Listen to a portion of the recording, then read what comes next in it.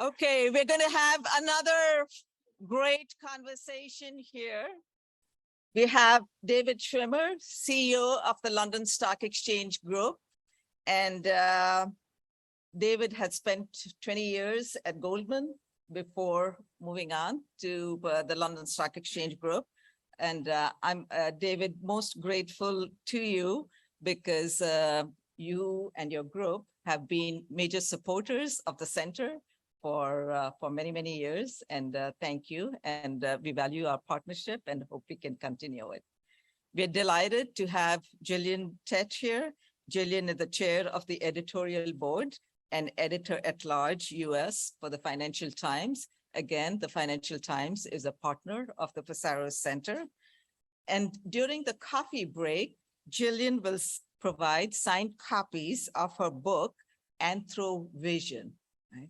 The buzzword for this at universities is interdisciplinary, right? Where it's not just finance can do things on its own, but you need to bring a team together from many different disciplines to work on the important issues. So we will have copies of the book available for you, and Gillian will sign them during the coffee break. And with that, let me hand it over to you, Gillian. Well, thank you very much indeed. I think the buzzword is actually go hug an anthropologist. If you're in finance, they're not all weird and hippie. In fact, they have quite a lot to teach you. So there we go. Anyway, on behalf of the Financial Times, I should start by saying I'm truly delighted to have a chance to be here today and that we are partners with you for this event. We are fundamentally paid up geeks at the FT. We are passionately interested in how money goes around the world. And we try and write about it in as fair and accurate and technocratic and geeky words we can without necessarily taking political sides. And I think that's very much what you're doing here at the business school. So any of you who are reading the FT already, thank you. If you're not yet, please do. And it's wonderful to have a chance to, above all else, talk to David, who, like the FT, is headquartered in London these days. There was a time when the UK political economy was famously boring compared to Italy. Anyway, I joked early this week on British television in a clip that went viral that the UK had become like Italy in terms of the financial risk, political instability, and policy uncertainty, except without the food, fashion, and sunshine. And at that stage, UK yields were actually higher than Italian ones, and the level of, most importantly, liquidity in the gilt market was actually worse than Italy, according to the Bloomberg index. Again, we're all paid up geeks here, so you all know what that means. But it's been an extraordinary time. In the last few minutes, as we were preparing to come on stage, I was tracking what's been happening right now. There's just been a press conference, for those who don't know. Kwasi Kwarteng, who I had dinner with last night here in Washington, is now sacked. Jeremy Hunt, someone who is commendably pretty boring, has come in. Unfortunately, sterling has fallen. Gilt yields have gone up again, even though everyone's expecting a dramatic U-turn, which suggests that confidence is not that high, not least because there's now a cabal of Tory MPs who are trying to push out Liz Truss. So watch this space and read the FT. But it's a good way of me coming to you and saying, so tell us, how has the London Stock Exchange held up this week?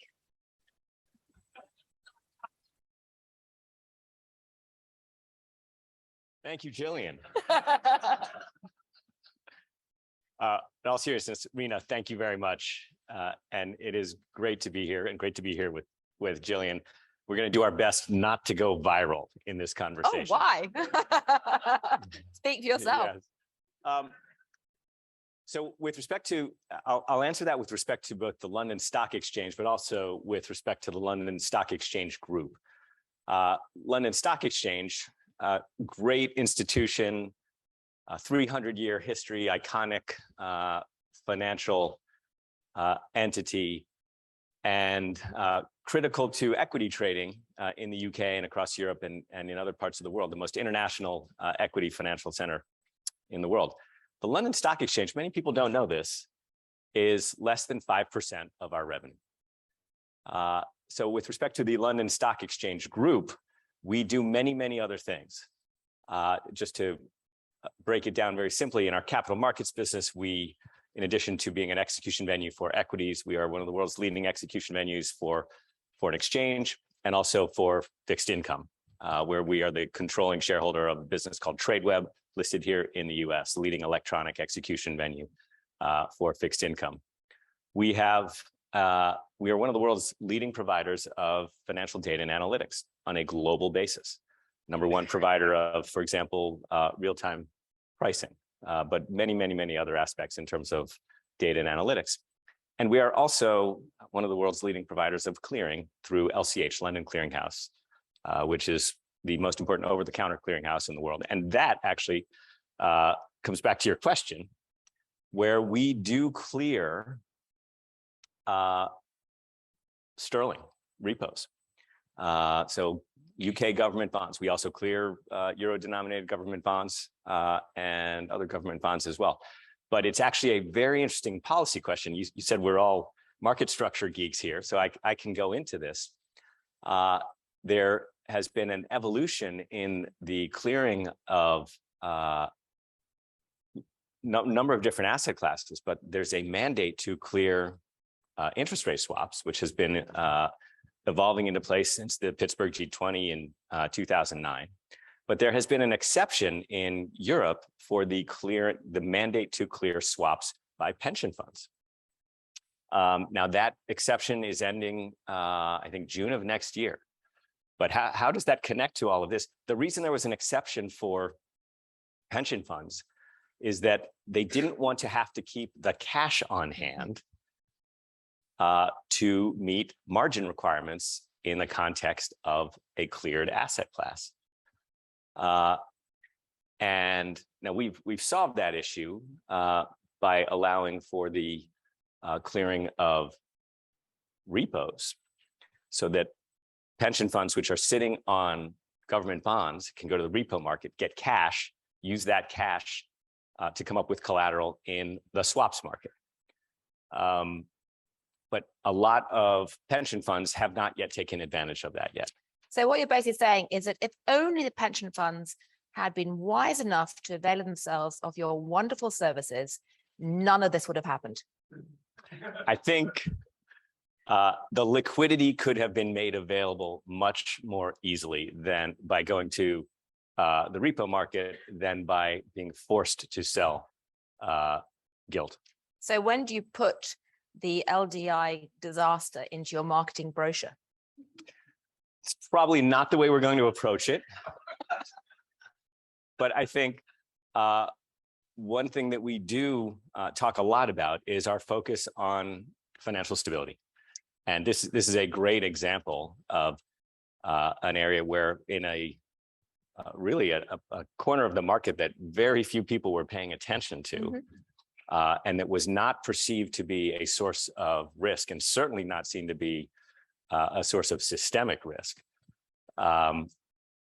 What we have seen is, with a few different events and some bad policy and some bad judgment, it has really triggered a very difficult situation, both for the pension funds themselves, but the UK government. And this is going to have an ongoing impact in terms of the UK economy, in particular because of the impact on interest rates and what that will do to mortgages, et cetera.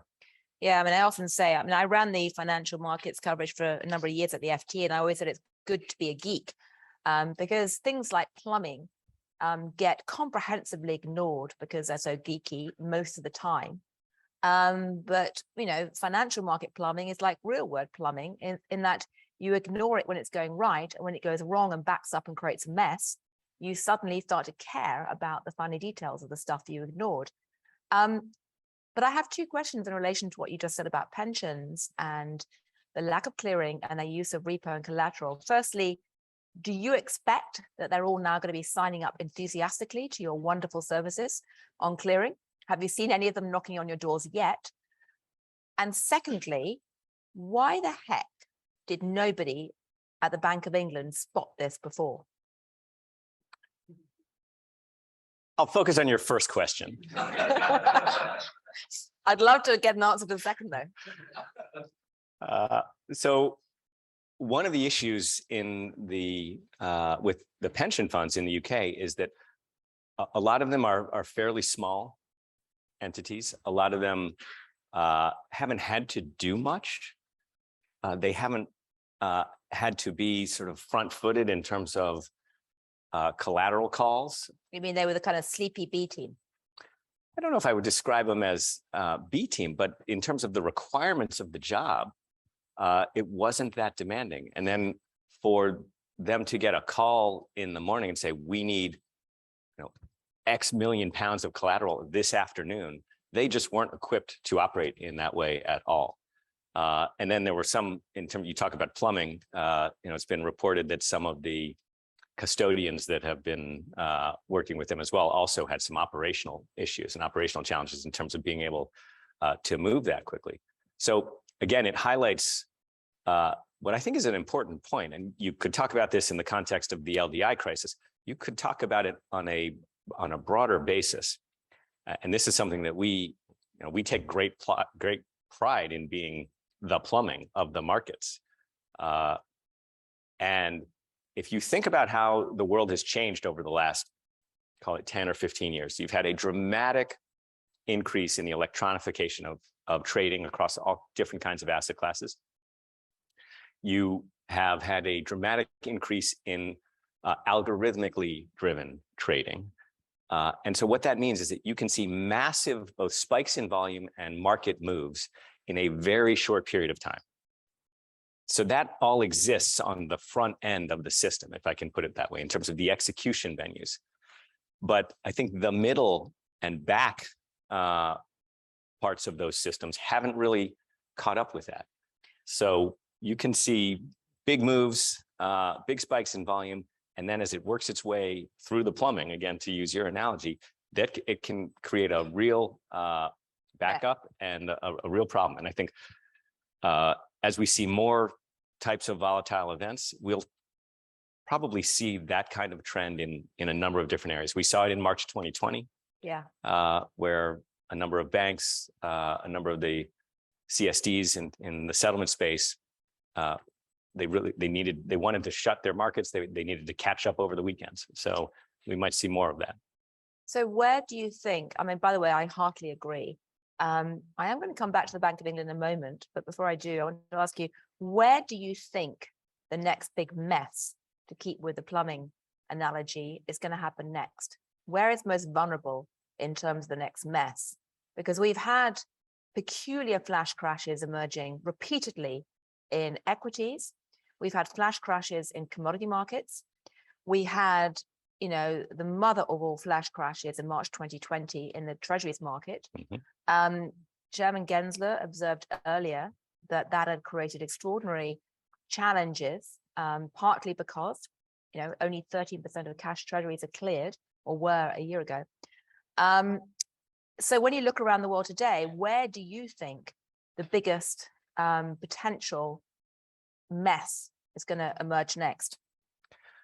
I think there is a possibility of some real challenges as we go through increasing volatility, as we go through higher cost of financing, rising interest rates. A part of the economy that is not particularly transparent, and this is not an area where we have particular insight because we don't do a lot in it, is private markets. And there's been a huge growth in private markets activity. There's a lot of leverage in private markets. I think valuations have gone up and up and up, and in some cases gotten pretty unmoored from more fundamental views of valuation. And this, you could take this back, you could take it back 10 years, you could take it back longer. It depends on how you think about that in terms of having had a real correction. So that's an area that I would say gives me pause when I think about it. And it's, again, by definition, it's not as transparent. So hard to know what's going to play out in that area. Right. Well, I wrote a column last week looking at 4 flashpoints that I thought could be some of the next flashpoints. And in fact, one of them I did point to was the private markets, because, supposedly all of these wise private equity and venture capitalists are writing down the value of their assets in line with changing economic conditions, except we kind of don't know how much they're writing them down yet. So I agree with you strongly on that one. But coming back to the question of the blockages in private markets and cleared markets, how much of the crises we've seen in, say, let's just start with, the government bond market, the Treasury's crunch of March 2020, what's happened in gilts now, how much of that is due to the decline in market makers as a result of the post-2008 financial reforms? And how much of that is due to other issues to do with technology, in your view? I think it's hard to put any kind of precise percentage on it. But I think clearly you have seen the big banks move out in terms of some of the capital issues, in terms of their market making in those areas. I think you have seen a number of new entrants come into those markets. The algorithmic traders. Mm-hmm. Yeah. And so this is an issue that a number of whether it's think tanks, stakeholders, regulators are looking at, certainly here in the US.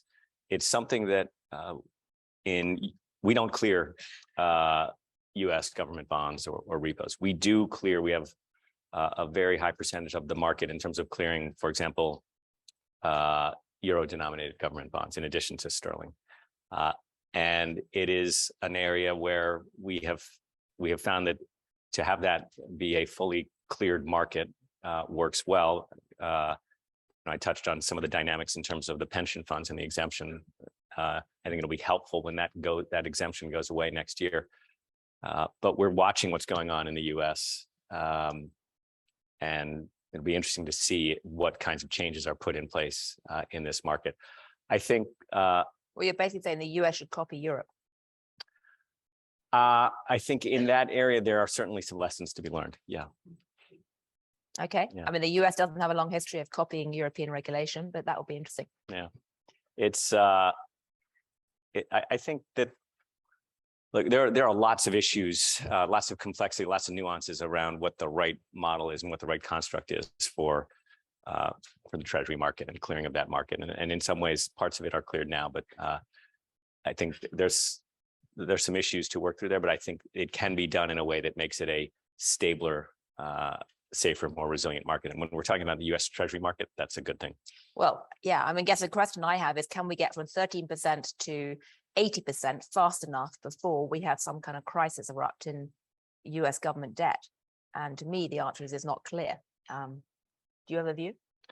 I am not in a position to answer that one either. I think that there are a lot of people focusing on it, a lot of people thinking about it.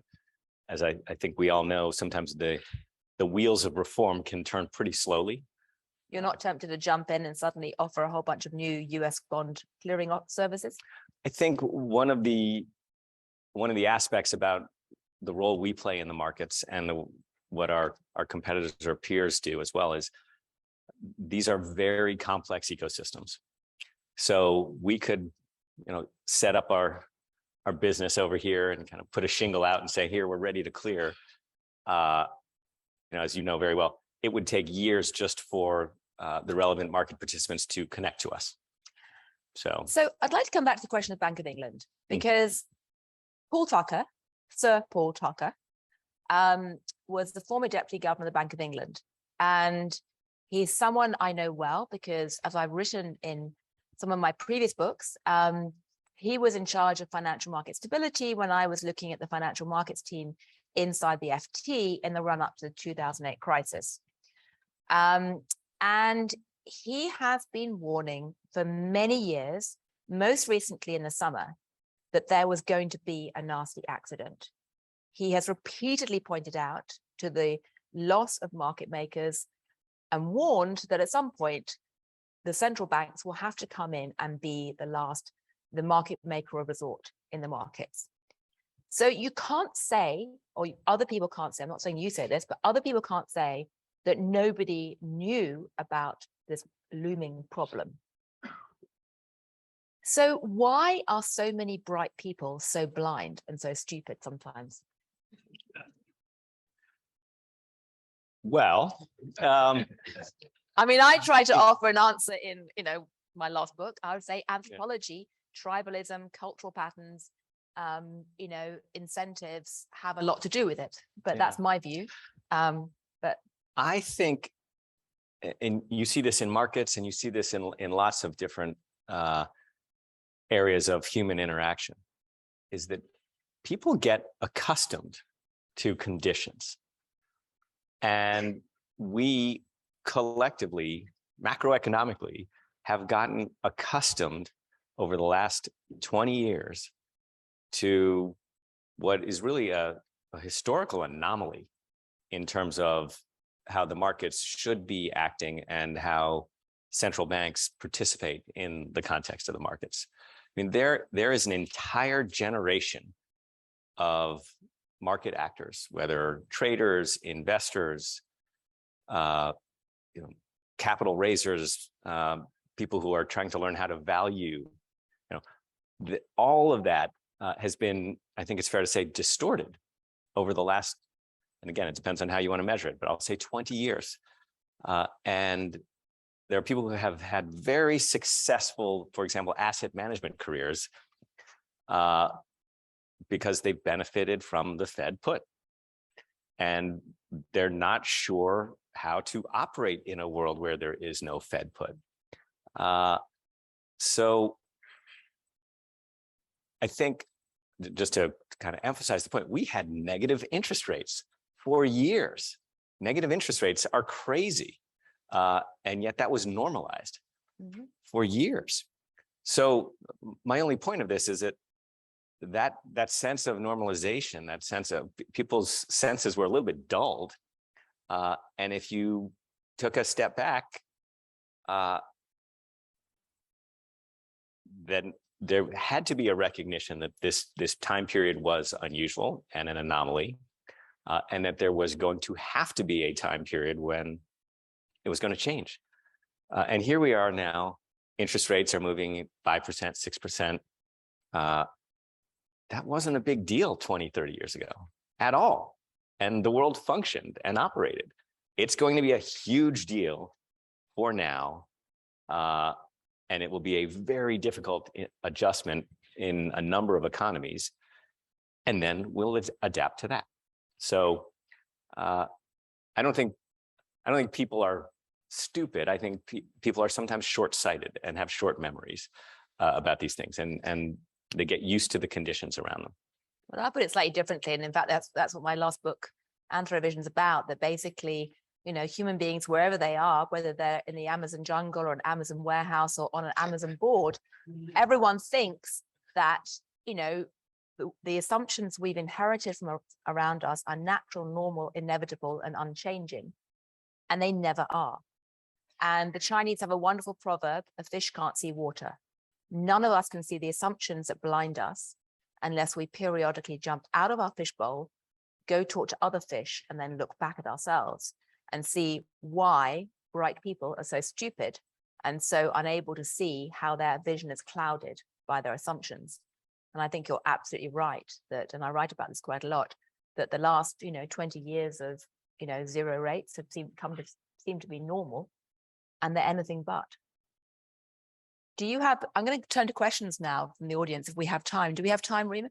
I think you have to come up and stand at the mic. And I would once again like to give priority to any students, because if they're brave enough to stand up and ask a question, they deserve to be given a good mark. But secondly, because I think it's great to get a chance to get the next generation to say a few things or comment a bit or ask questions. How much time do we have? 2, 3. Oh, goodness me. Okay. Can we go on? Can we get a couple of questions in from the students? If anyone wants. Anyone brave enough? You've terrified them all already. Well, let me say, since no one's asking any questions, let me turn around and say this.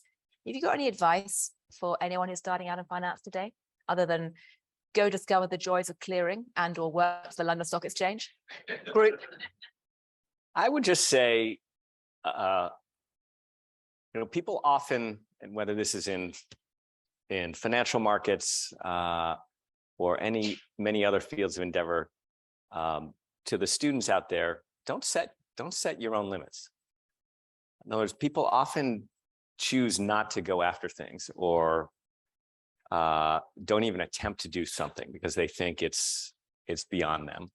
And I think that's a dangerous thing to do in terms of your own potential and your own opportunity. So don't set your own limits would be a comment I would make for the students that are here. Right. So. And any advice for the British government as it tries to restore credibility? Other than also go discover the joys of clearing. Yeah. I think we've seen this in the UK, we've seen it in the US, we've seen it in other governments and other economies. This sense that somehow sort of an anti-intellectual bent, and it's tied in with some of the populism that we've seen out there, and that's a much broader issue than our markets, but it obviously has a big impact on the markets. So I think the notion of really trying to appeal to populism with this anti-intellectual bent and sort of saying any kind of market orthodoxy must necessarily be cast aside is just a very dangerous attitude because sometimes the orthodoxy is wrong. So you certainly have to keep an open mind and be thoughtful about that. But sometimes it's worthwhile listening to people who have experience in these areas. And sometimes the markets are a pretty good disciplinarian. Well, I think that's one way of saying or re-saying the Financial Times' mantra, which is that it's good to be a geek. So thank you very much indeed. And good luck for next week. Thank you. Thank you.